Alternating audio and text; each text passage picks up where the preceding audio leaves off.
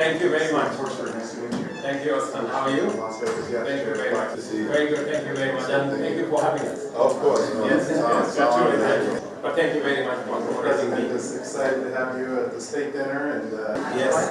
That's a huge delegation of business leaders there about a month ago. Your Excellency.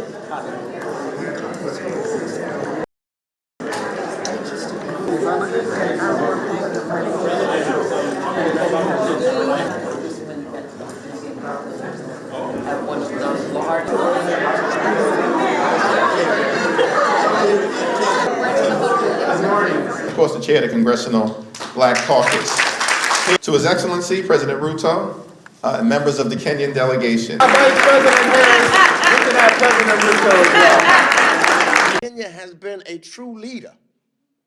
Your country's dynamic and well-educated workforce is already contributing to economic growth through innovation and increased trade ties with the United States. And my colleagues and I are pushing for swift reauthorization of AGOA. Companies require certainty when planning their future investments, and Kenya has proven successful at navigating these trade preferences and boasts one of the top AGOA utilization rates ever.